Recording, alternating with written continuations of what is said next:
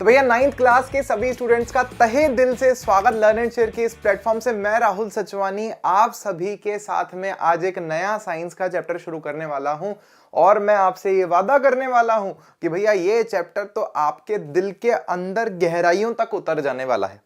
Chapter का नाम क्या है? चैप्टर का नाम है बल तथा गति के नियम। तो गति के नियम आपने जरूर सुना होगा। न्यूटन बाबा हैं, पेड़ से जो है सेब गिर रहा है और इनको लगा कि अरे ग्रेविटी होती है।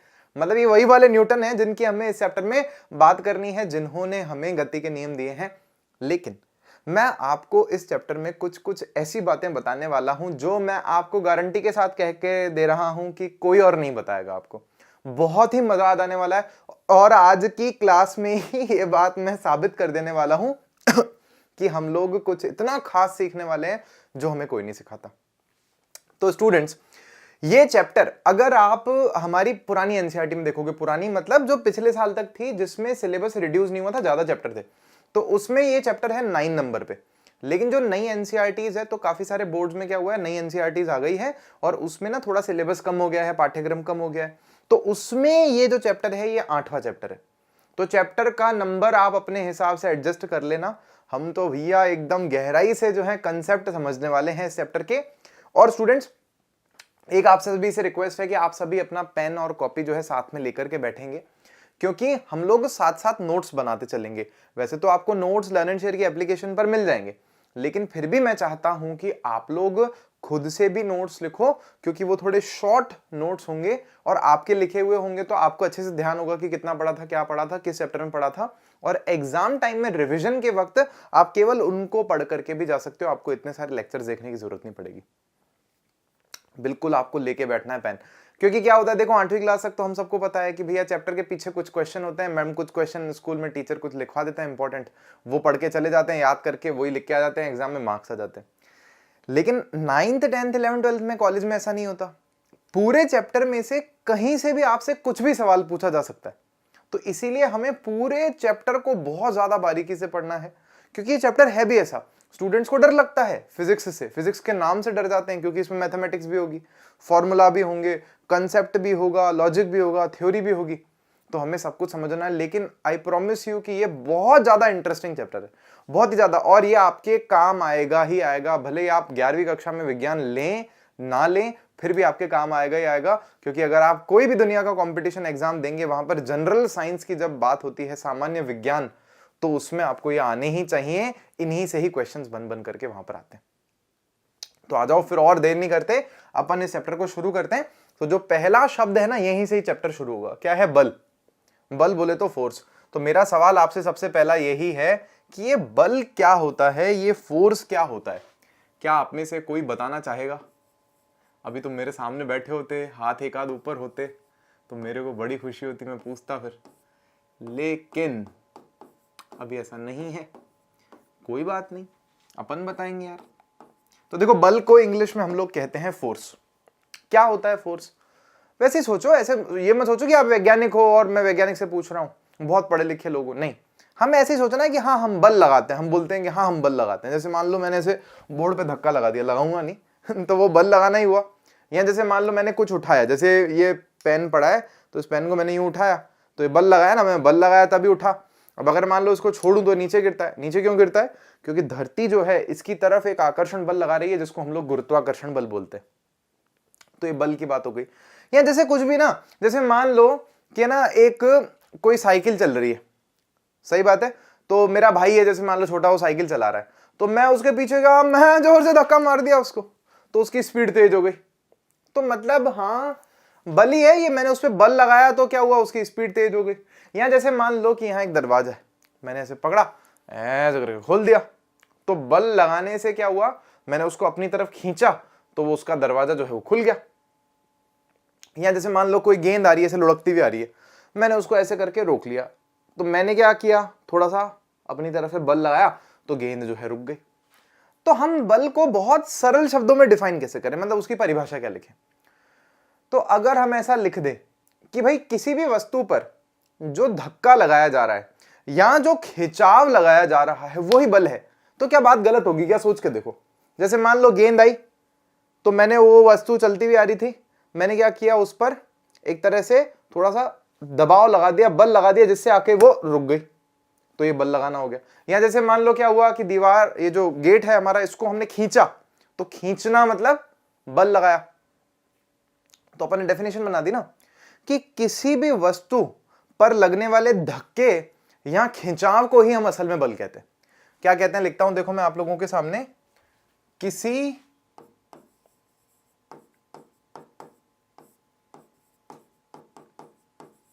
वस्तु पर लगने वाले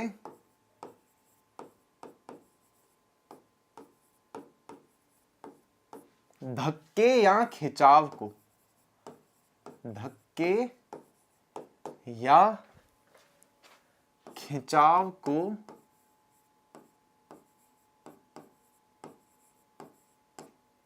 ही बल कहते हैं।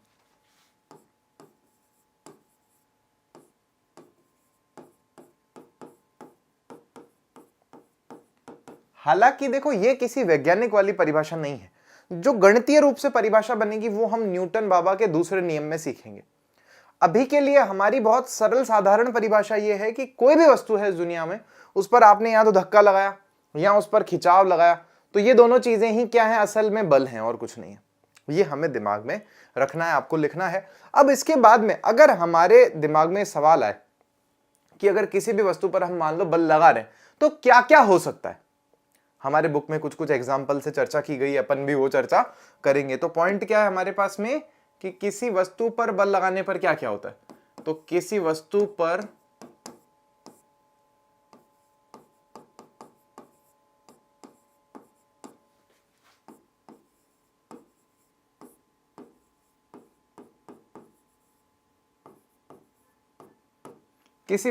बल लगाने से, तो हमें सोचना है क्या होता है। तो जो सबसे सबसे जो बेसिक बात है, अगर मैं सोचूं तो जैसे मान लो कि ये हमारे पास में हमारा मोबाइल है, तो ये मोबाइल मैंने हाथ में रखा है, इस पर बल लगाएंगे, खसक के आपके पास आ रहा है ना, जैसे मान लो यूं पकड़ा है, यूं बल लगा रहे तो ऊपर जा रहा है, सही बात है। तो सबसे पहली तो चीज क्या होगी कि अगर किसी भी वस्तु पर अगर हम बल लगा रहे हैं तो रुकी हुई वस्तु को हम गतिशील अवस्था में ला सकते हैं, बिल्कुल सही बात है। तो पहला पॉइंट हमारे पास में यहां पर हो जाएगा, किसी वस्तु पर बल लगाने पर वस्तु को विराम अवस्था से, विराम अवस्था कहने का क्या मतलब होता है, रुकी हुई अवस्था, तो विराम अवस्था से गतिशील अवस्था में लाया जा सकता है।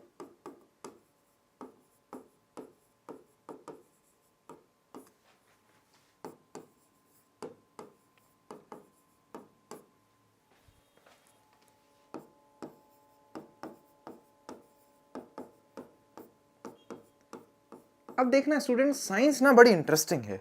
यहां पर मैंने लिखा है लाया जा सकता है, लाया जाता है नहीं लिखा, मतलब ला सकते हैं, जरूरी नहीं कि ले आए। इसमें क्या अंतर है, बोले भैया इसमें क्या अंतर है। अब जैसे मान लो कि ये दीवार है, इस बोर्ड के पीछे एक दीवार है, यहाँ चलो इस बोर्ड को मैंने यहाँ पकड़ा थोड़ा सा, ऐसे आपको दिख नहीं रहा, इसकी किनारों से मैंने इस पे रखा और मैं इस पे बल लगा रहा हूं, तो ये तो नहीं हिल रहा, तो ये तो रुकी हुई बोर्ड है, रुका हुआ बोर्ड है, लेकिन मेरे बल लगाने पर तो नहीं चल रहा है, गतिशील अवस्था में नहीं आ रहा। तो जरूरी नहीं है, अब तुम दीवार पे बल लगा रहे हो, दीवार थोड़ी चलने लग जाएगी, क्योंकि आपका लगाया गया बल बहुत कम है। हो बुलडोजर को बुला लो, धुड़ीम कर देगा उसको, दीवार उड़ के आगे चली जाएगी, क्योंकि वो जो बल लगाएगा वो बल का जो मान होगा वो बहुत ही ज्यादा होगा। तो मतलब बल लगाने से ऐसा हो सकता है कि रुकी हुई चीज गतिशील अवस्था में आ जाए, लेकिन ऐसा जरूरी नहीं है, हो सकता है। अच्छा और क्या हो सकता है, तो और ये भी तो हो सकता है कि जैसे मान लो वही बात मैंने आपको बोली, कोई गेंद ऐसे लुढ़कती हुई आ रही है, हमने उसको रोक लिया, छोटा सा बच्चा साइकिल चला के आ रहा है, हमने उसको पकड़ लिया, तो रुक जाएगा ना। तो क्या करते हैं हम लोग, बल लगा करके किसी गतिशील वस्तु को हम विराम अवस्था में ला सकते हैं। क्या कह रहा हूं स्टूडेंट्स, किसी गतिशील वस्तु को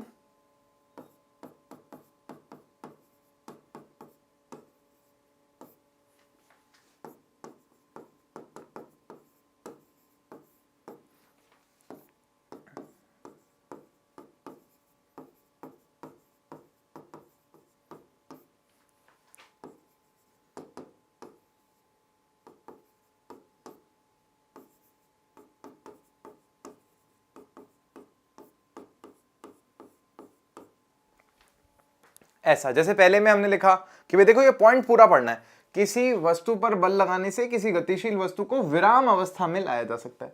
तो यहां पर भी देखो मैंने क्या लिखा है, लाया जा सकता है, लाएंगे ऐसा जरूरी नहीं, लाया जा सकता है। क्यों? ट्रेन चल रही है, तुम पहुंच गए, हम ट्रेन को रोकेंगे, हम तो भैया बाहुबली है, बाहुबली, ट्रेन लेके निकल लेगी तुम्हारे को, है टुकड़े टुकड़े हो जाएंगे। तो ऐसा जरूरी नहीं है कि रुक जाए, छोटी सी चीज है, कोई चलती भी आ रही थी, गतिशील थी, उसको हमने रोक दिया बल लगा करके। तो हाँ, चलती हुई वस्तु को रोक भी सकते हैं। अच्छा, और क्या हो सकता है?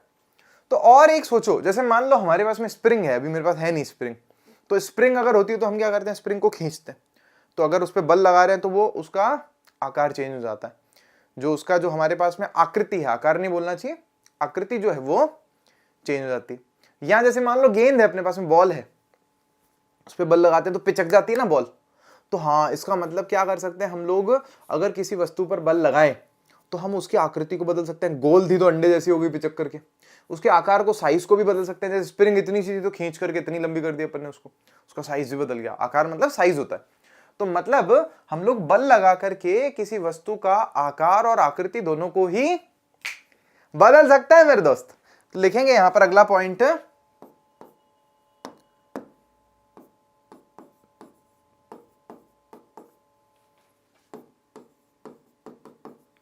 किसी वस्तु का आकार एवं आकृति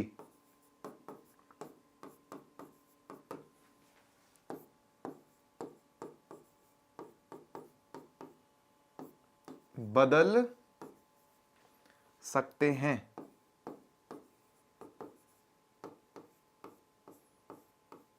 किसी वस्तु का आकार और आकृति को हम लोग बदल सकते हैं। भैया और क्या कर सकते हैं बल लगा करके? चलो सोचो सोचो सोचो। यही तो खास बात है कि ये चैप्टर सोचने वाला है, दिमाग लगाने वाला है, रटने वाला नहीं है। रटने वालों के लिए ये चैप्टर नको ना नहीं है। अच्छा, तो एक काम और भी तो कर सकते हैं अपन। जैसे मान लो कि ना कोई वस्तु चल रही है पहले से, हमने क्या किया, उसको यूं मोड़ दिया, बल लगा के थोड़ा सा उसको मोड़ दिया। तो मान लो यूं जा रही थी, यूं मुड़ गई, अब वो यूं आ रही है। मान लो यूं जा रही थी, हमने थोड़ा बल लगा के इधर मोड़ दिया, अब यूं जा रही है वो। जैसे समझो, चलो गाड़ी चला रहे हैं, मैं गाड़ी चला रहा हूं, सीधे सीधे चल रहे हैं, तो मैंने बल लगाया इधर, गाड़ी मुड़ गई। तो मेरे बल लगाने से कोई चलती हुई वस्तु की दिशा भी तो बदल सकते हैं। पॉइंट है भैया, पॉइंट है, लिखो लिखो लिखो उसको भी।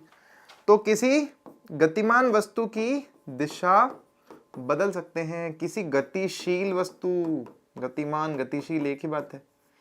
किसी गतिशील वस्तु की दिशा को बदल सकते हैं।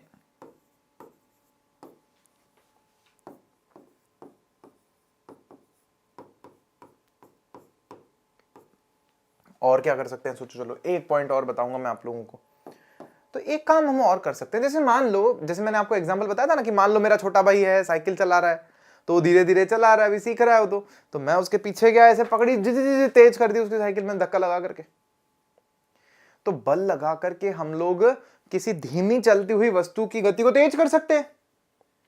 और यहां फिर चलो मान लो जैसे मैं साइकिल चला रहा हूं, स्पीड में आ रहा हूं, धूम मचाले करके, तो सामने से मेरे को दिखा दूर से ये एक ना छोटा बच्चा है, वो भी बॉल फेंक दी, अब भागता भागता आ रहा है बॉल उठाने तो सड़क पे। तो मेरे को क्या करना पड़ेगा, मेरी धूम मचाले निकालनी पड़ेगी मेरे को, धूम मचाले निकल जाएगा मेरा पूरा वहां पे। तो मैं वहां पे ब्रेक लगा दूंगा। तो ब्रेक लगाने से क्या होगा कि मैं काफी तेज चल रहा हूं, तो धीरे हो जाऊंगा। तो क्या बल लगाने से, बल लगा, देखो अब मैंने ब्रेक दबाया ना, तो वो जो गुटके होते हैं ना, तो वो साइकिल के टायर की जो रिम होती है उस पे आके टच करेंगे, घिसेंगे उसके साथ में, तो उसकी स्पीड जो है, घूमने की स्पीड को कम कर देंगे। तो बल लगाने से हम क्या कर सकते हैं, किसी तेज चलती हुई वस्तु को धीरे कर सकते हैं, धीरे चलती हुई वस्तु को तेज कर सकते हैं। ऐसा। तो हम लोग यहां पर क्या लिखेंगे कि बल लगाने से किसी धीमी वस्तु को तेज तथा किसी तेज वस्तु को धीमा कर सकते हैं।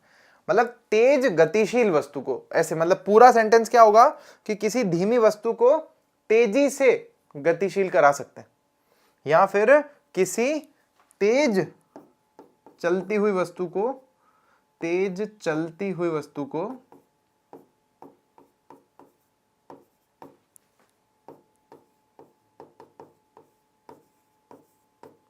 धीमा कर सकते हैं।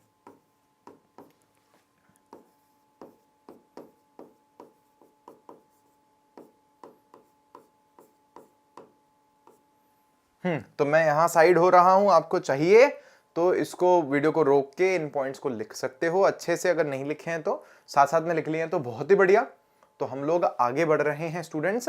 अब हमारे पास में बल समझ गए हम लोग क्या होता है, हालांकि अभी भी फॉर्मूला नहीं सीखे, सूत्र नहीं सीखे, सूत्र आगे आएगा जब सीखेंगे। तो अभी हम लोग नेक्स्ट टॉपिक पर चल रहे हैं, और ये टॉपिक क्या है, संतुलित व असंतुलित बल। हमारी बुक में जो अगला टॉपिक डिस्कस हमसे किया गया है यह संतुलित व असंतुलित बल। तो हम संतुलित बल से पढ़ना शुरू कर रहे हैं, एक एक को समझेंगे और आगे बढ़ेंगे। तो हेडिंग डालेंगे शब्द ने क्या, संतुलित बल, बैलेंस्ड फोर्स।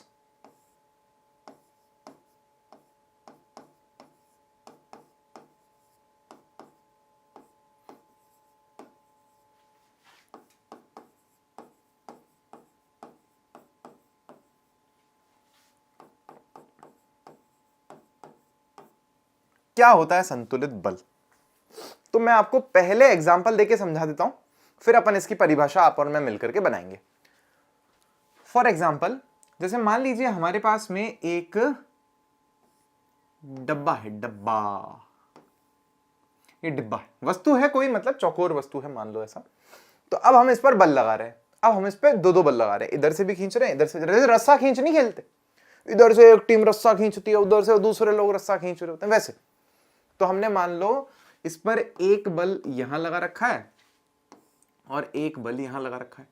जैसे मान लो इधर जो बल है हमारे पास में, इसको हमने बोल रखा है बल B, और यहां पर जो बल लगा रखा है हमने इसको बोल रखा है बल A। अब मेरा आपसे एक सवाल है, यदि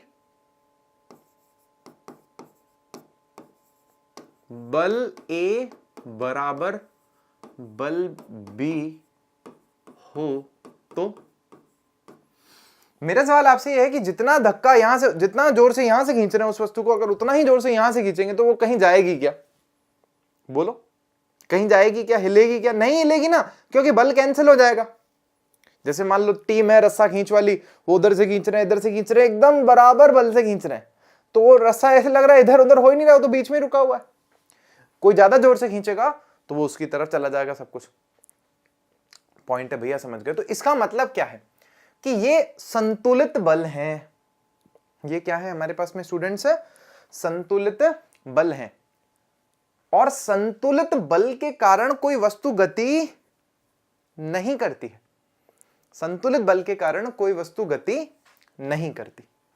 तो हम इसको क्या लिखते हैं यहां पर जैसे हम लोग कह रहे हैं कि यदि बल A बराबर बल B हो तो यह वस्तु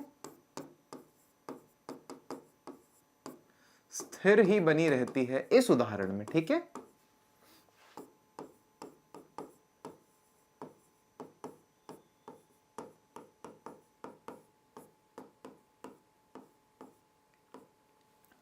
ऐसा, तो ये इस उदाहरण में है, हमेशा ऐसा नहीं बोलेंगे हम, अलग अलग उदाहरण में अलग अलग समझना पड़ेगा।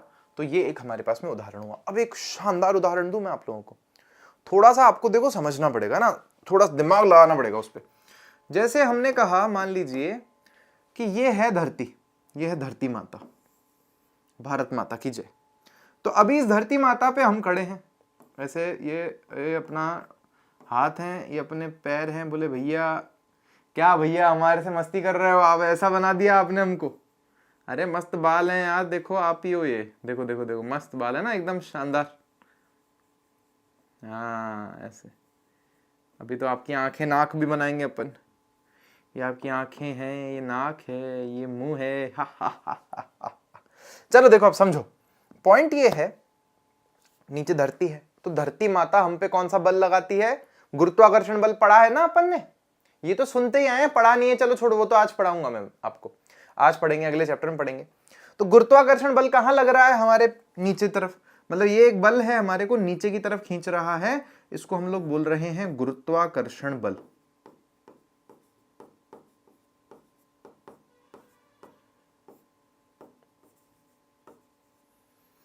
तो अगर सुनो, ध्यान सुनना, अगर कोई मेरे को नीचे से खींच रहा है तो मैं तो धरती के अंदर चल जाऊंगा ना, ऐसे अंदर।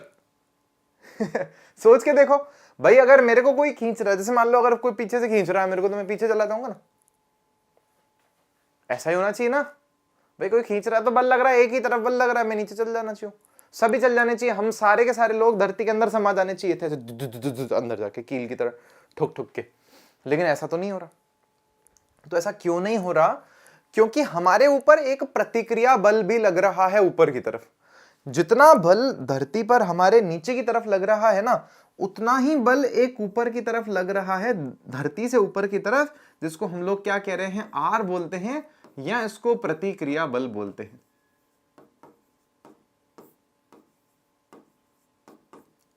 समझ में आई क्या सबको वाली बात? तो इस प्रतिक्रिया बल के कारण हम लोग धरती में नीचे नहीं समा रहे हैं। समझ में आई सबको? ये दोनों बल बराबर हैं, इसीलिए हम यहीं पर खड़े हैं, हम तो नीचे नहीं जा रहे हैं। तो ये हुआ हमारे पास में इसका एग्जांपल। अब स्टूडेंट्स अपने को लिखना है डेफिनेशन को।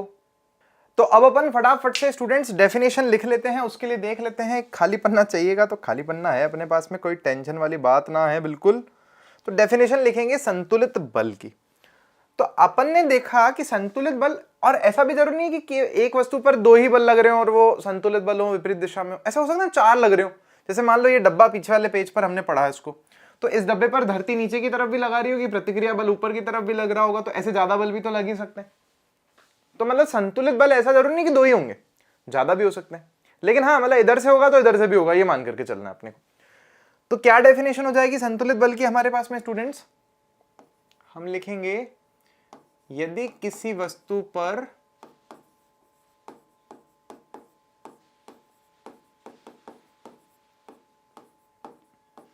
समान बल विपरीत दिशा में लग रहे हों, समान बल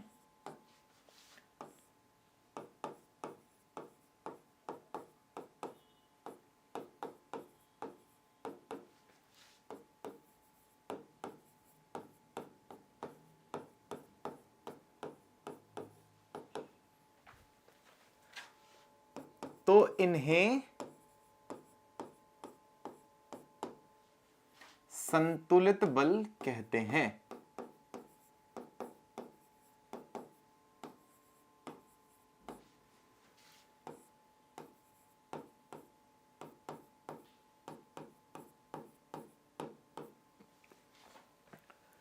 सही बात है। और हम इससे ये बात भी एक तो समझ पा रहे हैं अभी अभी के लिए कि अगर किसी वस्तु पर समान बल लग रहे हों विपरीत दिशा में, तो वो अपनी एक ही अवस्था में रहती है। और अगर इन उदाहरणों की बात करें तो हम ये कह सकते हैं कि वस्तु विराम अवस्था में रहती है इन उदाहरणों में।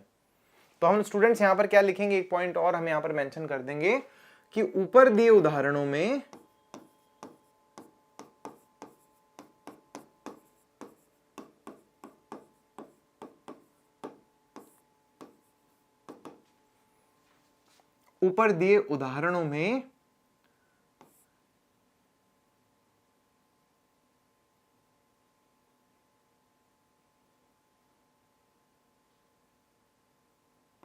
संतुलित बलों के कारण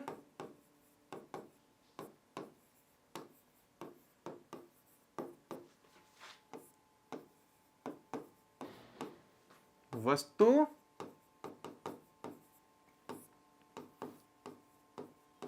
विरामावस्था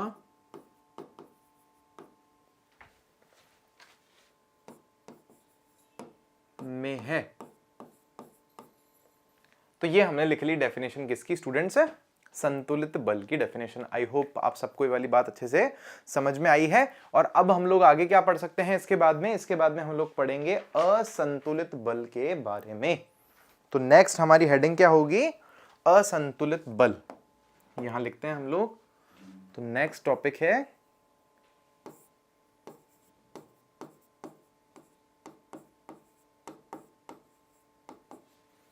असंतुलित बल, या इसको बोलेंगे अनबैलेंस्ड फोर्स। क्या चीज है? बहुत सिंपल है, बहुत, आप तो अब तक समझ ही गए होगे, मुझे बताने की जरूरत नहीं। तो पहले अपन वही करते हैं, पहले अपन ना उदाहरण देखते हैं, उदाहरण से अपन को अच्छे से समझ में आ जाएगा। तो हमने एक उदाहरण लिया, मान लीजिए कि हमारे पास में ऐसे ही कोई एक बक्सा है, जमीन पर रखा है, तो उसको हम लोग बल लगा रहे हैं। तो अब है ना, इस पे दो दो दिशा से बल लग रहा है। जैसे मान लो कि है ना, ऐसे लड़ रहे हैं दो जने कि अरे मेरे को दे दे, अरे मेरे को दे दे, मैं ये अपनी तरफ खींच रहा है, ये अपनी तरफ खींच रहा है। तो यहां वाला तीर मैंने जानबूझ करके बड़ा बनाया है, क्योंकि ये वाला जो बल है ना, इस तरफ ज्यादा जोर से खींच लिया। जैसे यहाँ पे मान लो छोटा सा बच्चा खींच रहा है उसको कि ये चीज मेरी है, मैं उसे जोर से खींच लूंगा, मेरी है, तो मेरी पास आ जाएगी ना वो चीज। क्यों? क्योंकि मैंने बल ज्यादा लगा दिया। तो असंतुलित बल के कारण क्या हुआ कि ये जो वस्तु है ये मेरी तरफ, मतलब जहां पर ज्यादा बल लग रहा है उस तरफ गतिशील अवस्था में आ जाएगी। तो यहां पर भी आप ऐसे मान लो कि इस तरफ मान लो कि ये बल A है हमारे पास में, और इसको हम लोग कह देंगे बल B कह देंगे हम लोग। तो यहां पर ध्यान से देखेंगे, यहां बल जो A है वो बड़ा है बल B से। बल A जो है बड़ा है बल B से, इसलिए वस्तु बाईं ओर गति करती है। बाईं बोलेंगे ना इसको, लेफ्ट हैंड साइड, इस तरफ, या बल A की तरफ गतिशील हो जाती है। वस्तु बल A की दिशा में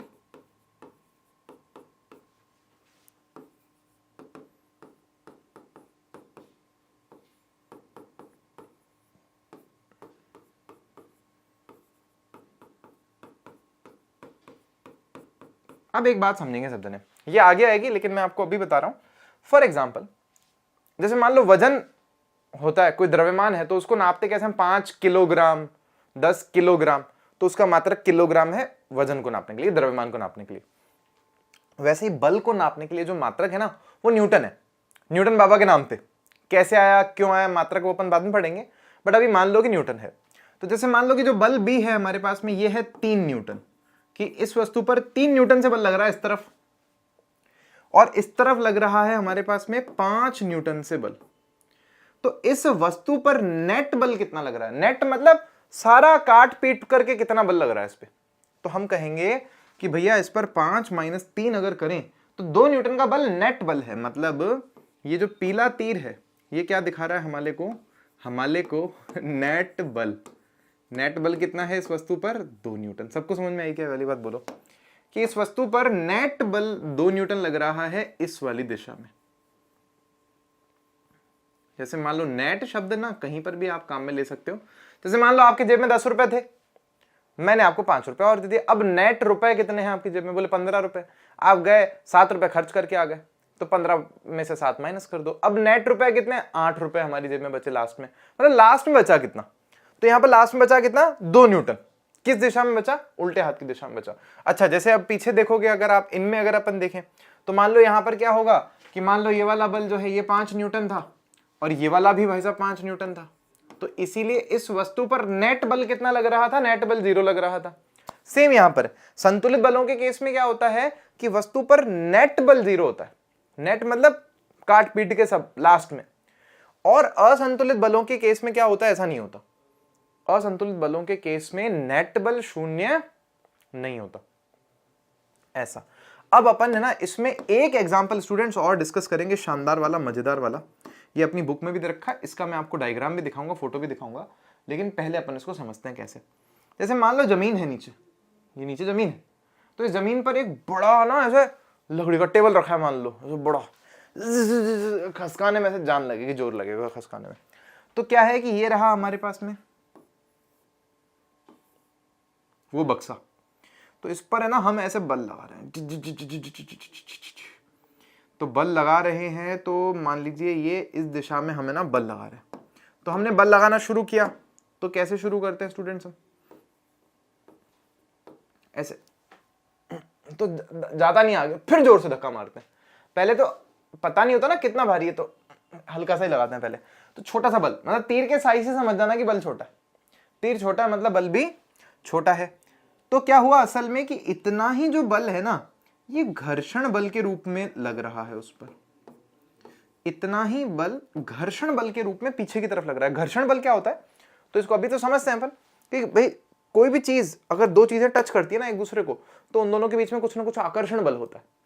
कोई भी दो चीजें अगर एक दूसरे को टच करती हैं तो एक आकर्षण बल होता है। जैसे मान लो आप हाथों को टच कराओ और एक दूसरे के ऊपर ऐसे आगे लेके जाओ, तो क्या होगा, इजीली मतलब वो उस पर स्लाइड नहीं कर रहा ना। ये देखो, जितना जोर से दबा लोगे ना उतना मुश्किल आगे जाएगा, हल्का सा ही होगा तो चला जाएगा। अब भारी चीज है, मतलब बहुत भारी चीज है, तो वो जोर से टच करके बैठी हुई जमीन को, तो उसको आप नहीं जा रही आगे। हल्की सी चीज होती है, टल्ला मारते हैं आगे खसक जाती है। तो जितना जोर से कोई चीजें टच करेंगे उनके बीच में आकर्षण बल उतना ही ज्यादा होता है। और यहां पर वही बल क्या है, घर्षण बल है। तो वो घिस रहा है ना ऐसे ऐसे, ये घर्षण बल है। तो नीचे से उतना ही घर्षण बल लग रहा है जितना हमने यहां पर बल लगा दिया उस पर। तो ये वस्तु आगे नहीं खसक रही। इस पर नेट बल क्या है, 0 है। तो मान लो ये तो अवस्था पहली हो गई, लेकिन फिर मान लो मैंने कहा अरे सर आप भी आओ सर, इसको धक्का लगाते हैं सर, अपन जोर से धक्का लगाएं दोनों मिलके। तो मान लीजिए कि यहां पर एक और जो सर हैं वो आ गए, और अब जो है यहां पर हम लोग मिलकर के बल लगा रहे हैं इस पर। तो ये बी वाला केस मान लेते हैं, और इसमें ना हम दोनों ने मिला के बल तो बड़ा कर दिया भैया। देखो इतना ज्यादा बल, डबल बल लगा रहे हैं अपन। लेकिन भैया वो कोई जो चीज हल्की थोड़ी है, अलमारी है 250 किलो की, ऐसा मान लो आप। तो अब क्या होगा, घर्षण बल भी और ज्यादा हो गया। अरे भैया वो ज्यादा कैसे हो गया, ये चीटिंग है कोई। अरे वो ज्यादा नहीं हुआ, वो तो था ही इतना ज्यादा। जब हमने इतना सा बल लगाया ना, तो इतना सा बल वो पीछे की तरफ आया, मतलब हमारा बल जो है वो बैलेंस आउट हो गया, वो खत्म हो गया, क्योंकि उतना ही बल हमारे को पीछे मिल गया। लेकिन असल में पीछे की दिशा में बल तो और ज्यादा था, बड़ा था, इतना बड़ा था बल। तो अब तक भी वस्तु नहीं चलेगी। क्यों? क्योंकि हमारे द्वारा लगाया गया बल और घर्षण बल अभी भी बराबर ही है। लेकिन अब आप समझना कि अब घर्षण बल इससे ज्यादा नहीं हो सकता। मतलब हमने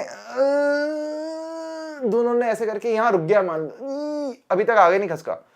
अब घर्षण बल भी उतना ही है जितना हम यहां से धक्का लगा रहे हैं, तो वस्तु चल नहीं रही। घर्षण बल गति की विपरीत दिशा में लगता है, ये हमेशा ध्यान रखना है। घर्षण बल हम इस तरफ चल रहे हैं ना, तो विपरीत दिशा में लगता है। ठीक है, तो हमने अब वो मैक्सिमम पे आ गए, अब घर्षण बल इससे ज्यादा हो नहीं सकता। तो अब जैसे ही थोड़ा सा और धक्का अगर लगाते हैं तो वो वस्तु खसकने लग जाती है। समझ में आ गई सबको पहली बात? तो अब तीसरे केस में क्या होगा, मान लीजिए स्टूडेंट्स, तीसरा केस है हमारे पास में सी सी सी सुई। तो ये रहा डब्बा, और इस पर हम डब्बा लगा, धक्का लगा, धक्का थोड़ा और लगा दिया हमने, पूरा ही लगा दिया हमने। जितना खाया पिया था ना खाना, पूरा ही हमने बाहर निकाल दिया इसमें। उल्टी नहीं की मतलब। चलो देखो, अब घर्षण छोटा ही, अब इससे बड़ा नहीं ना, घर्षण बल इससे बड़ा हो नहीं सकता मान लो। तो हमारे द्वारा लगाया गया बल घर्षण बल से बड़ा हो गया। तो इसमें क्या होगा कि फाइनली जो है वस्तु इस दिशा में गति करने लग जाएगी, क्योंकि हमारे द्वारा लगाया गया जो बल है वो घर्षण बल के मान से बड़ा हो जाता है। तो ये असंतुलित बल का एग्जाम्पल हो गया कि यहां पर जो है हमने जैसे असंतुलित बल लगाया तो वस्तु जो है गतिशील अवस्था में आ गई। वैसे इन तीनों घर्षण बलों के नाम होते हैं और अलग अलग तरह से और गहराई में इनको पढ़ा जाता है, समझा जाता है। ये आपके फिजिक्स में आएगा, कक्षा 11 में अगर आप साइंस लेते हैं, फिजिक्स का वहां पर जो विषय होता है, भौतिक विज्ञान की अलग ही किताब होती है वहां पर, तो वहां पर ये मैकेनिक्स नाम का जो एक पूरा पोर्शन है गति की, तो उसमें आप लोगों को पूरा का पूरा पढ़ने को मिलेगा गहराई के साथ में। तो अभी तो आई होप आपको ये एग्जाम्पल समझ में आ गया है कि असंतुलित बल हमारे पास में क्या एग्जाम्पल है। अब इसका अपने को लिख के देखना है कि भैया इसका डेफिनेशन क्या होगा। तो आप चाहो तो वीडियो रोक करके लिख लो, नहीं तो मैं आगे बढ़ रहा हूं। 1 2 3। तो यहां देखिए हम लिख रहे हैं असंतुलित बल का डेफिनेशन। तो डेफिनेशन क्या है, यदि किसी वस्तु पर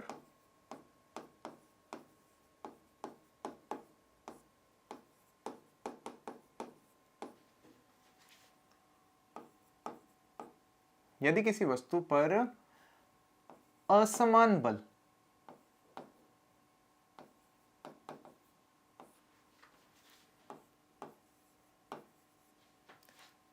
विभिन्न दिशाओं से लगते हैं,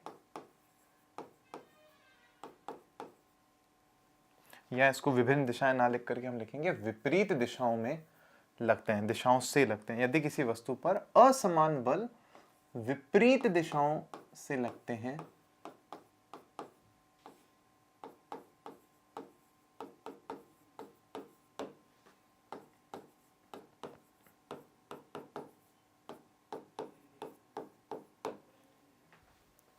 तो इन बलों को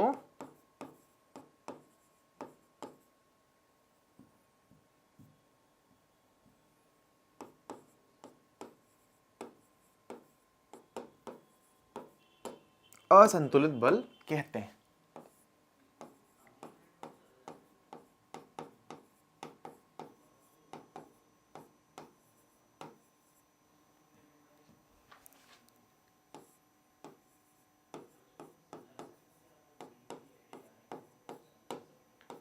अब एक बात मैं आपको यहां पर बताऊं, अगर किसी वस्तु पर असंतुलित बल लगते हैं ना, तो उस पर लगने वाला परिणामी बल का मान शून्य नहीं होता। परिणामी बल मतलब भाई रिजल्टेंट कितना है, आखिरी में सब कट पिट करके कितना बल लग रहा है, तो उस वस्तु पर कट पिट करके जो बल लगता है वो जीरो नहीं होता, उसको परिणामी बल बोलते हैं।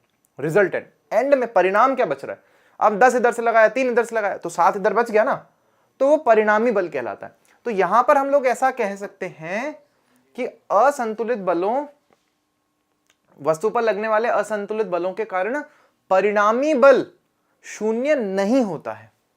तो हम इसी में मेंशन कर देते हैं, वस्तु पर लगने वाले बलों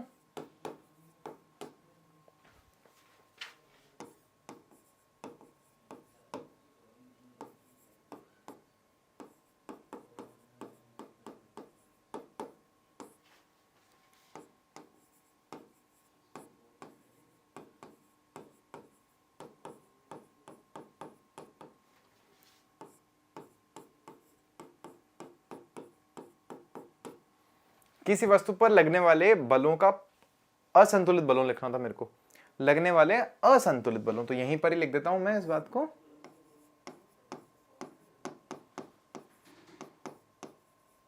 असंतुलित बलों का परिणामी बल शून्य नहीं होता है। ये तो हम लोग समझ गए। और जो ऊपर हमने ये जो 2 एग्जाम्पल समझे थे, इन दोनों ही एग्जाम्पल्स में असंतुलित बल के कारण क्या हो रहा है, असंतुलित बल के कारण रुकी हुई वस्तु चलने लग जाती है। अच्छा, जरूरी नहीं है कि हर बार रुकी हुई वस्तु ही चलेगी क्या, कोई वस्तु चल के आ रही है, हमने असंतुलित बल लगाया, सामने जाकर रोक दिया उसको, तो हम इन उदाहरणों में देख रहे हैं कि असंतुलित बल के कारण रुकी हुई वस्तु चलने लगती है। तो हम यहां पर क्या लिखेंगे स्टूडेंट्स, हम यहां पर लिखेंगे ऊपर दिए उदाहरणों में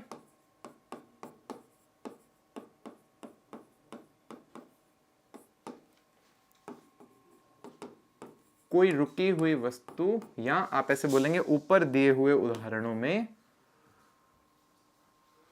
ऊपर दिए हुए उदाहरणों में परिणामी बल, सॉरी असंतुलित बल के कारण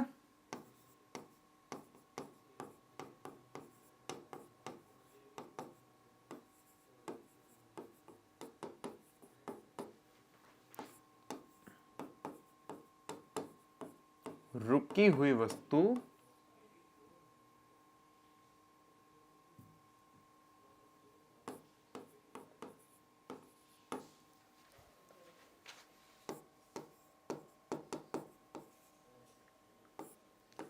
गतिशील अवस्था में आ जाती है।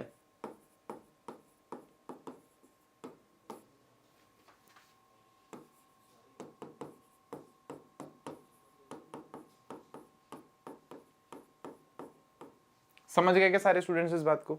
ऊपर दिए हुए उदाहरणों में, सब में ऐसा होगा ऐसा जरूरी नहीं है, ऐसा कोई गारंटी नहीं दे रहे हम, लेकिन हाँ ऊपर दिए हुए में, तो इसको आप लिख लेना कि ऊपर दिए हुए उदाहरणों में असंतुलित बलों के कारण रुकी हुई वस्तु गतिशील अवस्था में आ जाती है। आगे बढ़ रहे हैं स्टूडेंट्स, तो ये देखो, ये बुक में हमें समझा रखा है इस तरह से कि मान लो कि कोई डब्बा है, तो हमने इसको ऊपर से धक्का लगाया कि खसके ये, लेकिन नीचे से भी उतना ही बल विपरीत दिशा में लग रहा था जो कि घर्षण बल था, तो ये वस्तु आगे नहीं खसक रही।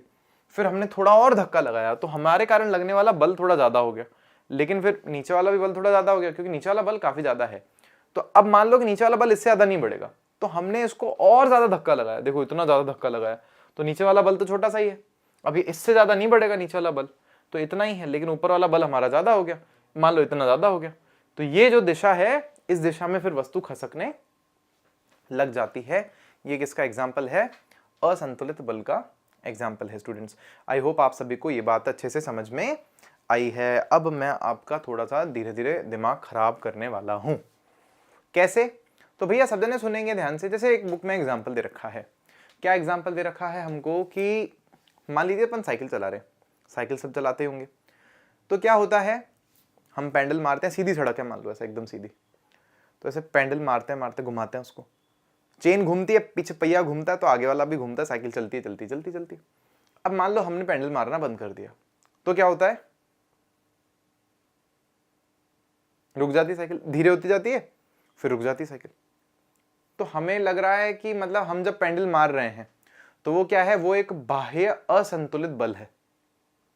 क्या है? सुनेंगे फिर से, बाहर से लगने वाला असंतुलित बल है। तो जब तक हम बाहर से लगने वाला असंतुलित बल लगाते रहते हैं तो साइकिल चलती रहती है। जैसे मान लो साइकिल एकदम सेम स्पीड से चल रही है,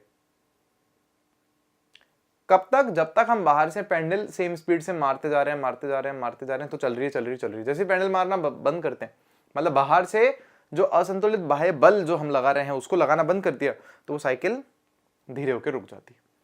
तो हमें ऐसा लगता है कि अरे इसका मतलब तो ये है कि किसी वस्तु को अगर हमें ऐसे चलाते रहना है, निरंतर सेम स्पीड से अगर चलाते रहना है उसको, तो हमें उस पर हमेशा एक बाहर से असंतुलित बल लगाना पड़ेगा।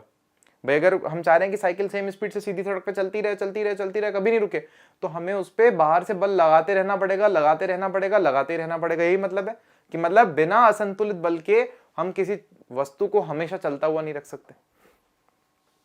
ऐसा ही मतलब हुआ इसका। लेकिन मैं कह रहा हूं कि ये बात गलत है। हाँ, ये बात गलत है। किसी वस्तु को सेम स्पीड से हमेशा चला के रखने के लिए हमें हमेशा से बाहर से बल लगाने की जरूरत नहीं होती है। असंतुलित बल की जरूरत नहीं होती है।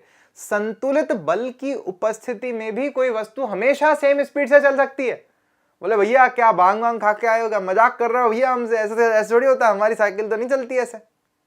तो चलो मैं एक केस दे रहा हूं आपको, आप एक काम करो कि आप क्या करो कि घर्षण बल को जीरो कर दो।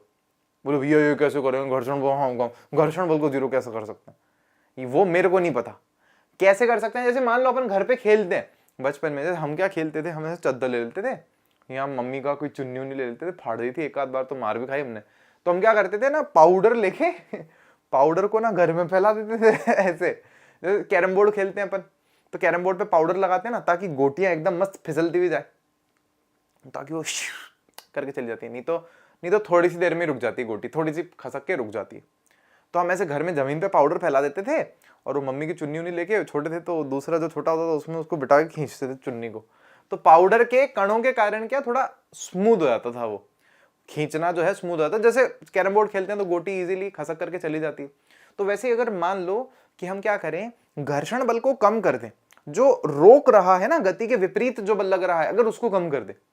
जैसे मान लो सड़क पर चल रहे हैं तो सड़क ऐसी बना दे हम, मान लो कांच की बना दे एकदम चिकनी, और उस पर एकदम ऐसा पाउडर ही पाउडर लगा हुआ हो या फिर ग्रीस लगा हुआ हो, तेल लगा हुआ हो एकदम चिकना, और उस पर हम साइकिल चलाएं, तो क्या होगा, दो पैडल मारेंगे और इतनी दूर तक जाएगी साइकिल। हालांकि उसमें भी रुक जाएगी जाके, क्योंकि घर्षण जीरो तो नहीं हुआ ना, कम हो गया, जीरो तो नहीं हुआ। लेकिन अगर मान लो ऐसा कि ऐसा कोई जमीन है जहां पे घर्षण जीरो है, दो चीजों के बीच में घर्षण बल ही नहीं है, तो वहां क्या होगा, आपको बस एक बार पैडल मारना है, आप पूरी धरती का चक्कर लगा के आ जाओगे सेम स्पीड से। भैया कैसी बातें कर रहे हो? सच बोल रहा हूं, सच। चलो मान लो अंतरिक्ष में हो तुम, अंतरिक्ष पर किसी पर कोई बल नहीं लग रहा, कोई गुरुत्वाकर्षण बल नहीं है, कोई जमीन नहीं, कोई घर्षण बल नहीं, कोई कुछ नहीं, अंतरिक्ष है। अंतरिक्ष में एक गेंद उठाई आपने, उसको फेंक दिया, तो मान लो जितनी भी स्पीड से आ रही है ना, जैसे मान लो 10 की स्पीड से आ रही है, 10 किलोमीटर एक घंटे में, वो उसी स्पीड से जिंदगी भर चलती रहेगी जब तक वो किसी चीज से टकरा नहीं जाती या किसी चीज के आकर्षण बल में नहीं आ जाती, वो सीधी की सीधी उसी स्पीड से चलती रहेगी चलती रहेगी चलती रहेगी बिना किसी बाह्य असंतुलित बल के। आई बात समझ में? तो मतलब वस्तु को गतिशील अवस्था में लाने के लिए एक ही बार हमें बल लगाना होता है, उसको हमेशा बल लगा के रखने की जरूरत नहीं है। अच्छा आप बोलोगे फिर भैया हमें क्यों लगाना पड़ता है, हम साइकिल चलाते हैं, हमको तो इतना बल लगाना पड़ता है, इतने पैडल घुमाने पड़ते हैं, क्योंकि घर्षण बल है, तो हमें हमेशा उस घर्षण बल से ज्यादा बल लगाना पड़ता है ताकि वो साइकिल चलती रहे। जैसे ही हम पैडल मारना बंद करते हैं तो क्या होता है, धीरे धीरे वो घर्षण बल के कारण साइकिल की स्पीड कम हो जाती है और वो रुक जाती है। फिर हमें उससे ज्यादा बल जब लगाते हैं तो ही वो चलने लगती है। लेकिन अगर घर्षण बल ना हो तो ऐसा कोई टेंशन नहीं है, साइकिल हमेशा चलती रहेगी। समझ में आई क्या सबको वाली बात? तो अपन इसको लिखेंगे। तो यहां पर हम सब जने एक इंपॉर्टेंट पॉइंट लिख रहे हैं स्टूडेंट्स। क्या है ये इंपॉर्टेंट पॉइंट? तो ये इंपॉर्टेंट पॉइंट है, स्टार बना करके लिखेंगे सब जने।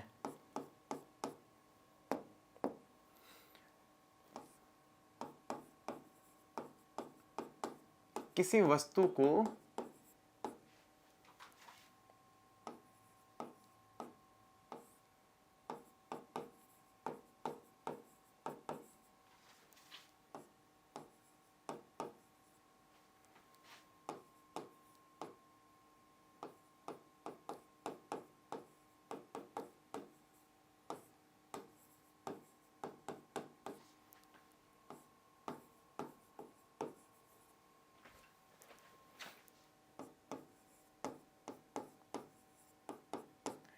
तो हम कह रहे हैं कि भैया किसी वस्तु को एक समान चाल से गतिशील बनाए रखने के लिए, किसी वस्तु को एक समान चाल से गतिशील बनाए रखने के लिए बाह्य असंतुलित बल की आवश्यकता नहीं होती है।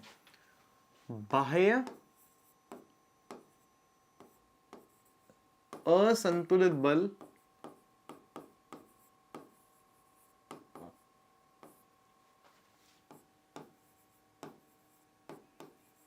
की आवश्यकता नहीं होती है।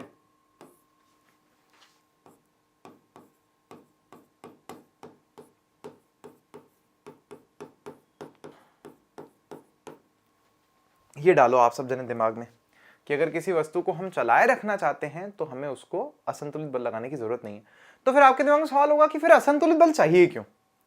अरे जब वस्तु रुकी हुई थी तो उसको गतिशील अवस्था में लाने के लिए तो चाहिए ना, बॉल फेंकने के लिए तो असंतुलित बल लगा ना। यहां अगर कोई मान लो सेम स्पीड से वो बॉल चल रही है, हवा में उड़ रही है, वो जाके टल्ला मारेंगे तो तेज हो जाएगी। तो वस्तु के वेग को बढ़ाने के लिए भी तो बल ही लगाना पड़ेगा ना।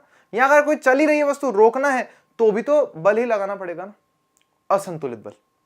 असंतुलित बल से ही किसी चलती हुई वस्तु को रोक सकते हैं, किसी रुकी हुई वस्तु को चला सकते हैं, या किसी चलती हुई वस्तु की दिशा में परिवर्तन कर सकते हैं, या फिर किसी चलती हुई वस्तु के वेग को तेज कर सकते हैं। वेग बोल लो, चाल बोल लो, पढ़ चुके हो तुम गति वाला चैप्टर, तो उससे आप लोगों को आइडिया होगा।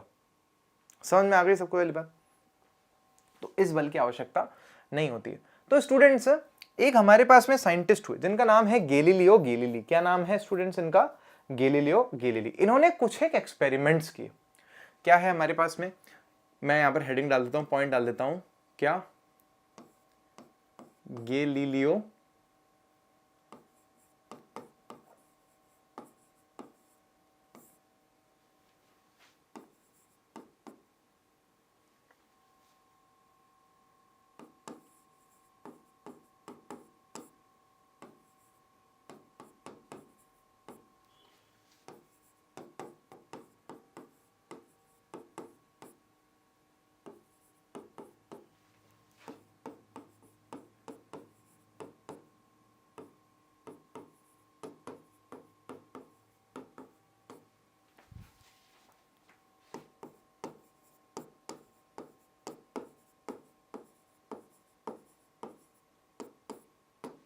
इसको का को हटा करके यहां से द्वारा कर देते हैं अपन, द्वारा। गैलीलियो द्वारा किसी कांच की गोली की गति का एक आनत तल पर अध्ययन। तो यहां पर हो सकता है आपको आनत तल का मतलब समझ में नहीं आया हो। आनत तल का मतलब होता है स्लांटेड प्लेन। समझेंगे इसको, क्या है ये स्लांटेड प्लेन? तो ये हमारे पास में इस तरह से फिसल पट्टी समझते हो ना, आनत तल का मतलब होता है फिसल पट्टी। तो एक फिसलपट्टी है हमारे पास में, एक नहीं दो है ऐसे, ये आना तल है, स्लांटेड प्लेन है।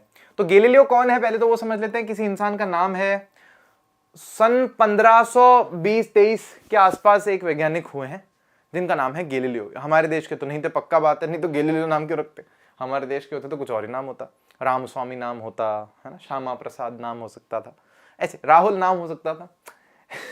तो सुनो, तो गैलीलियो एक ऐसे व्यक्ति थे जो खगोल शास्त्र के बारे में पढ़े। खगोल शास्त्र मतलब जो ग्रह हैं कैसे घूम रहे हैं, क्या हो रहा है, उसके बारे में पढ़े हैं। बायोलॉजी पढ़ी है इन्होंने, गणित के बारे में इन्होंने बहुत पढ़ाई की है। उसके अलावा फिजिक्स के तो ये नियम इन्होंने समझाने की कोशिश की थी।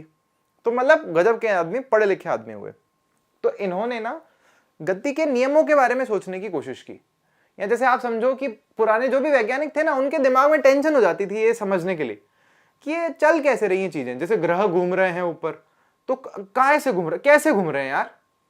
यहां अगर साइकिल चल रही है रुक क्यों जाती है, वही बात, गाड़ी चल रही है रुक क्यों जाती है, कैसे हम ऐसा कुछ कर दें कि वो चलती रहे। तो ऐसे सवाल उनके मन में आते थे। तो कुछ लोग थे जो उसके बारे में सोचते थे कि कैसे उसको समझे। तो इन्होंने ना खूब सारे एक्सपेरिमेंट्स किए। इनका एक एक्सपेरिमेंट ये था, इन्होंने एकदम कांच का चिकना ऐसे आनतल बना दी, फिसल पट्टियां बना दी कांच की एकदम चिकनी। इस पर है ना उन्होंने तेल वेल भी लगा दिया, जो भी ग्रीस लगाना था, जो पाउडर छिड़कना था, सब छिड़क लिया, एकदम चिकना बना दिया इसको, एकदम चिकना। मतलब घर्षण बल बहुत कम, जीरो तो नहीं हो सकता लेकिन बहुत कम कर दिया।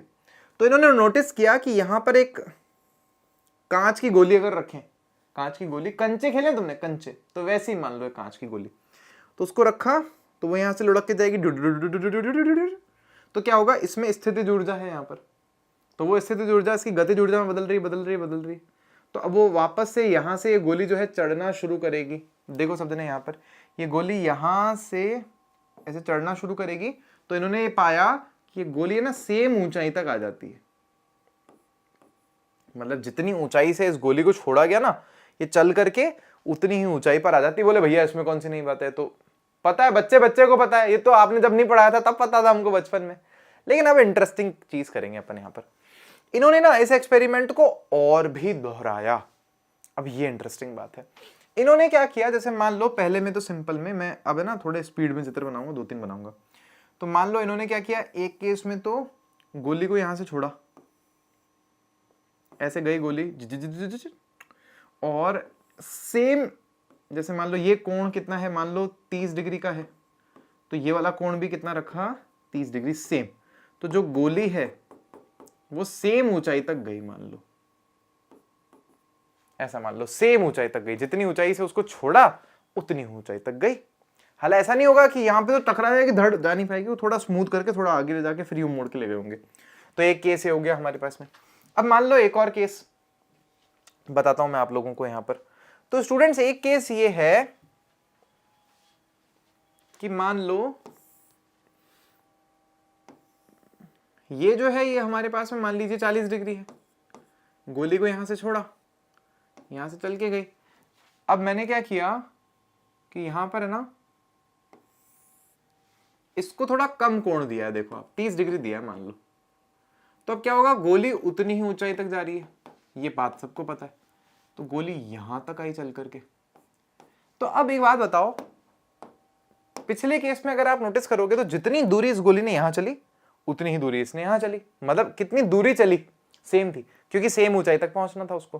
तो ये दूरी और ये दूरी सेम थी। लेकिन अगले केस में अगर आप देखोगे तो उसको उतनी ही ऊंचाई पर पहुंचने के लिए ज्यादा चलना पड़ा। बात तो सही है, लॉजिक तो सही है यार, ऐसा ही होना चाहिए। फिर मान लो अगले केस में इन्होंने क्या नोटिस किया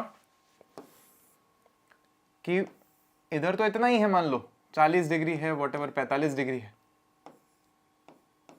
लेकिन इधर इन्होंने क्या किया, और कम कर दिया। तो ये तो अब आप समझ रहे हो मेरी बात, क्या समस्या हो जाएगी। मैं आपको यहां समझाता हूं, नीचे बना करके दिखाता हूं कि मान लो क्या हुआ, ये मान लो कितना है हमारे पास में, लेट्स से 40 डिग्री है, बॉल को यहां से छोड़ा, तो अब इन्होंने ऐसे कर दिया,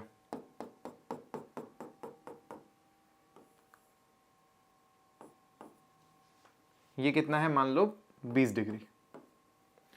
तो अब उतनी ही ऊंचाई तक पहुंचने के लिए उस बॉल को काफी ज्यादा, उस कांच की गोली को काफी ज्यादा दूरी तय करनी पड़ी। बोले भैया बात तो सही कह रहे हो। भाई इन्होंने नोटिस किया अपने एक्सपेरिमेंट्स में कि गोली अपने आप उतनी ही ऊंचाई तक आ जाती है जितनी ऊंचाई तक उसको छोड़ रहे हैं। तो इन्होंने क्या दिमाग लगाया, ऊंचाई ये कम कर दो ना, ऐसे फिसल पट्टी ज्यादा कर दो, तो ऐसे ज्यादा लंबी हो जाएगी फिसल पट्टी, तो उस बॉल को ज्यादा दूर जाना पड़ेगा उतनी ही ऊंचाई तक पहुंचने के लिए। और बॉल जा रही थी, गोली जा रही थी। अब उन्होंने ये सोचा कि फिर क्यों ना ऐसे करें कि मान लो यहां से गोली को छोड़े, कांच की गोली को 40 डिग्री से, और इसको सीधा ही रहने दे। इस गोली को आगे से आगे चलने दो, ऊंचाई करो ही मत, ऐसे जिन जिन जिन जिन जिन जिन जिन जिन जिन जिन जिन जिन आगे जाती जाएगी बॉल, गोली जो है आगे जाती जाएगी। तो ये तो अनंत तक चलती जाएगी ना। अगर इस ऊंचाई तक इसको हम लाए ही ना, तो इसको तो 1-2 किलोमीटर 10 किलोमीटर चलवा लो। लेकिन क्या ऐसा सच में होता है? नहीं, ऐसा सच में क्यों नहीं होता? क्योंकि घर्षण बल 0 नहीं है ना, थोड़ा सा भी है तो सही। लेकिन अगर 0 होता तो ये सच है, फिर वो चलती जाएगी हमेशा, जिंदगी भर रुकेगी नहीं जब तक इतनी ऊंचाई पर नहीं आ जाती। लेकिन ऐसा होगा नहीं, क्योंकि थोड़ा बहुत घर्षण बल है और वो उस गोली को धीरे कर देगा और थोड़ी देर के बाद वो गोली रुक जाएगी, कांच की गोली रुक जाएगी। ये इन्होंने हमें समझाने की कोशिश की। तो ये आप देखोगे ना पुस्तक में कैसे डायग्राम बना करके दिखा रखे हैं ऐसा। तो एक तो ये दिखाया मैंने आप लोगों को, दूसरा ये देखो कि गोली को यहां से गिर रही है, तो अगर मान लो यहां जाती है तो सेम ऊंचाई पर आने के लिए उसको सेम दूरी चलनी पड़ी।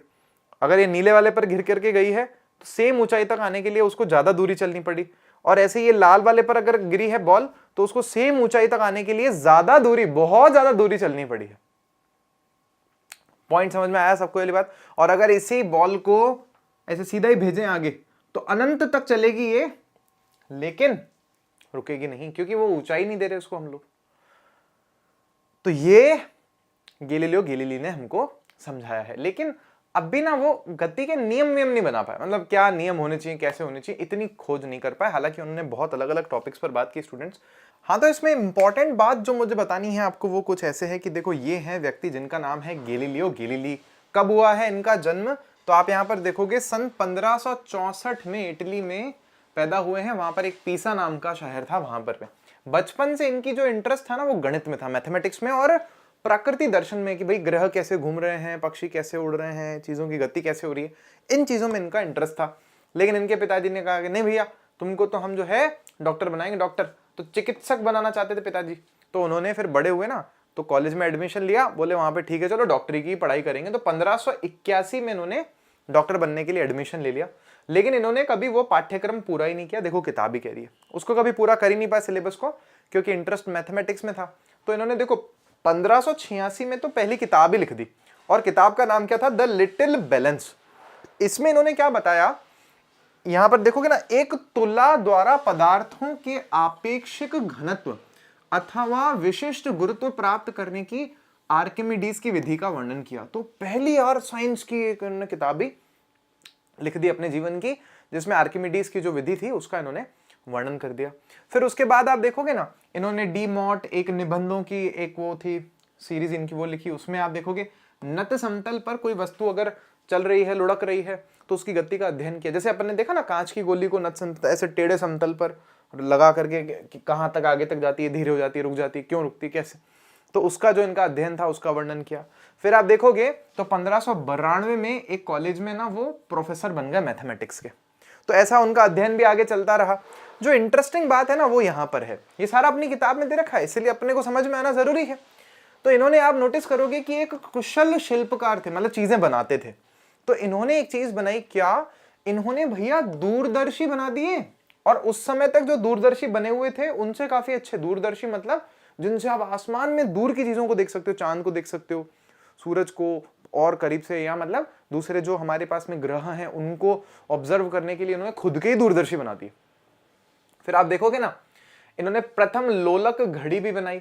और इन्होंने और किताबें लिखी, जैसे स्टारी मैसेंजर एक किताब लिखी इन्होंने, और उस किताब में आप सब जानकर के हैरान होंगे। इन्होंने बताया कि चंद्रमा पर पहाड़ हैं और हमारी जो आकाश गंगा है वो छोटे छोटे सितारों से मिलकर के बनी है, बहुत सारे तारे हैं हमारी आकाश गंगा में, ये समझाया इन्होंने। फिर उसके बाद इन्होंने क्या समझाया कि जो बृहस्पति ग्रह है हमारे पास में, जो जिसको हम लोग बृहस्पति या हिंदी में जुपिटर बोलते हैं, बड़ा ग्रह जो है ना हमारे सोलर सिस्टम में, सौर परिवार में, तो वो ग्रह के चारों तरफ है ना 4 छोटे छोटे ग्रह घूम रहे हैं। जैसे हमारे पृथ्वी के चारों तरफ चंद्रमा घूम रहा है, तो वैसे ही उसके चारों तरफ 4 छोटे छोटे ग्रह। इनको कैसे पता चला? देखे, रात रात को बैठ करके ऑब्जर्व किया उनको और बताया कि देखो ऐसा है। उन्होंने अपनी पुस्तकों डिस्कोर्स ऑन फ्लोटिंग बॉडीज तथा लेटर्स ऑन द सन में सूर्य पर उपस्थित धब्बों के बारे में बताया। आज भी हम सन स्पॉट्स की बात करते हैं। हमारा भी आदित्य L1 जो है वो तो सन के आगे इतना आगे जा रहा है कि सन के अंदर की फोटो, पास की फोटो हमें खूब सारी भेजेगा और उससे हमको बहुत सारी जानकारी हासिल होगी।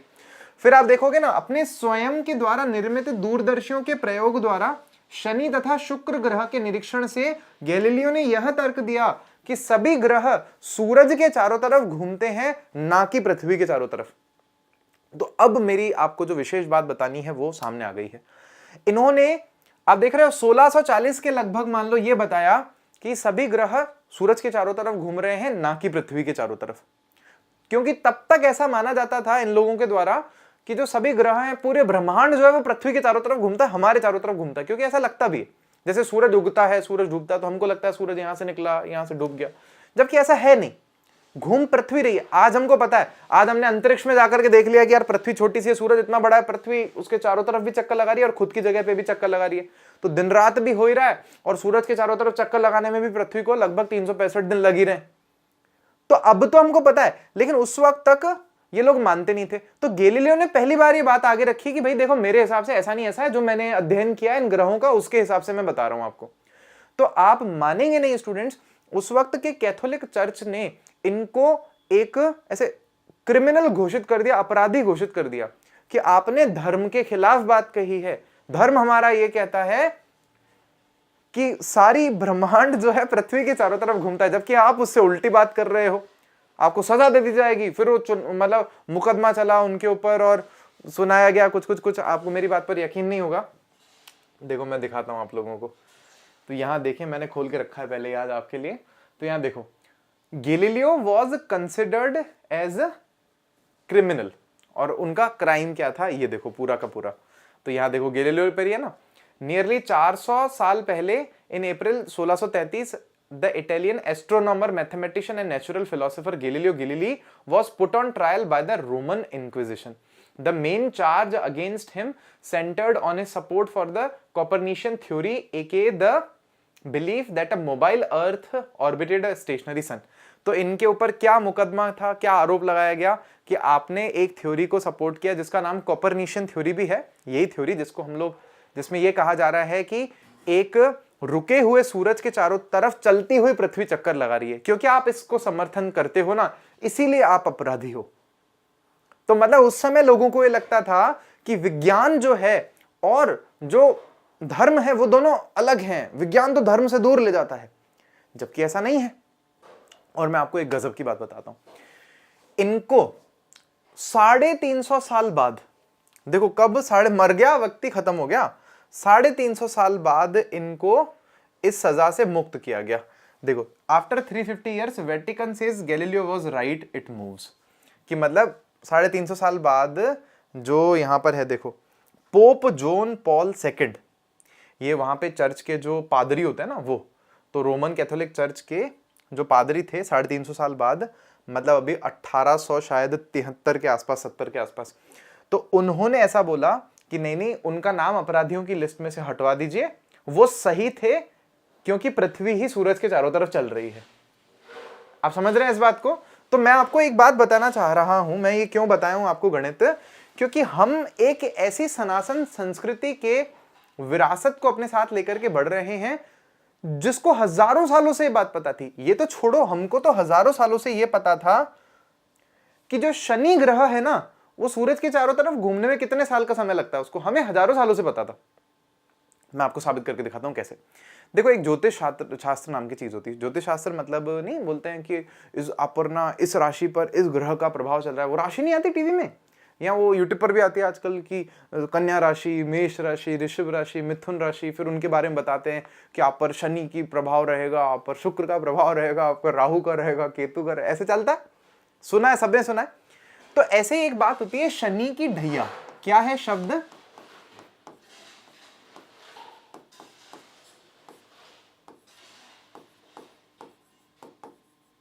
ये होता है शनि की ढैया। क्या होता है शनि की ढैया? तो ढैया मतलब 2.5 साल। मतलब हमारे पास में टोटल राशियों की संख्या कितनी स्टूडेंट्स? 12। और एक राशि पर शनि का प्रभाव कितने समय के लिए रहता है? 2.5 साल के लिए, 2.5 वर्ष के लिए। तो अगर आप इन दोनों संख्याओं को गुणा करेंगे ना तो 300 और ये 0 30.0 आएगा, मतलब 30 साल। मतलब इसका मतलब पता है साइंटिफिकली क्या? साइंटिफिकली इसका मतलब है कि शनि ग्रह को सूरज के चारों तरफ चक्कर लगाने में कितना समय लगता है? लगभग 30 साल का समय लगता है। ये हमारे जो ऋषि मुनि थे वो दाढ़ी वाले, उनको हजारों साल पहले पता था। और ये जो अंग्रेज हैं 1640 में भी ये मानने को तैयार नहीं थे कि पृथ्वी सूरज के चारों तरफ घूम रही है। ये मैं आपको देखो साबित करके दिखाता हूं। अभी भी आपके मन में आ रहा होगा भैया आप कुछ भी बोल दोगे हम मान लेंगे क्या? तो देखो ऐसा नहीं है। यहां देखेंगे शनि की ढैया। तो शनि की ढैया क्या है मैंने सर्च करके रखा है आप लोगों के लिए। तो यहां पर कह रहे हैं शनि ढैया का कुल समय 2.5 वर्ष का होता है। आमतौर पर यह कहा जाता है कि शनि 7.5 और ढैया दोनों ही अशुभ कष्टकारी होते हैं। मतलब अगर शनि का प्रभाव 2.5 साल के लिए किसी पर भी होता है तो वो समय उसके लिए अच्छा नहीं होता। वो मैं आपको बताता हूं क्यों है। तो इसके पीछे ये कारण है कि जब भी हम पैदा होते हैं तो सारे ग्रह एक विशेष स्थिति में होते हैं। तो उस समय पर हमारे शरीर पर किस किस ग्रह का कैसा कैसा प्रभाव होता है इसके आधार पर ज्योतिष शास्त्र को बनाया गया है। तो ये तो मैंने आपको शनि की ढैया से बताया। अब यहां पर आप देखेंगे कि सैटर्न ऑर्बिटल पीरियड, कि सैटर्न जो ग्रह है, शनि जो ग्रह है, उसको सूरज के चारों तरफ चक्कर लगाने में कितना समय लगता है? 29.4475 ईयर्स। तो आज भी हम बोल रहे हैं कि लगभग 29.44 साल लग रहे हैं और लगभग हम 30 साल उसमें भी कह ही रहे हैं। तो इसीलिए मैं कह रहा हूं स्टूडेंट्स कि हम जिस विरासत के धनी है ना वो हमसे छुपाया गया। हमें जब हजारों साल पहले ही पता थी ये बातें तो हमें हमारी बातें क्यों नहीं पढ़ाई जाती? हमें ये 400 साल पुराना वाला ये क्यों पढ़ाया जाता है गैलीलियो वाला, कि गैलीलियो ने ऐसा बोला वैसा बोला, और वो भी कंफर्म नहीं, वो भी उसको मान नहीं रहे, उसको क्रिमिनल घोषित कर दिया। 350 साल बाद उनको क्रिमिनल के लिस्ट से हटा रहे हैं चर्च में से कि भैया अब आप वहां क्रिमिनल नहीं। अरे व्यक्ति तो मर गया, अब क्या क्रिमिनल नहीं हो? समझ रहे हैं? तो स्टूडेंट्स बस आज की कक्षा में हम लोग यहीं तक रखेंगे। कल की कक्षा में हम लोग गति के नियमों का अध्ययन करेंगे। तो थैंक यू सो मच। आप अपने मित्रों से शेयर कीजिए। मिलते हैं आपसे अपन नेक्स्ट लेक्चर में।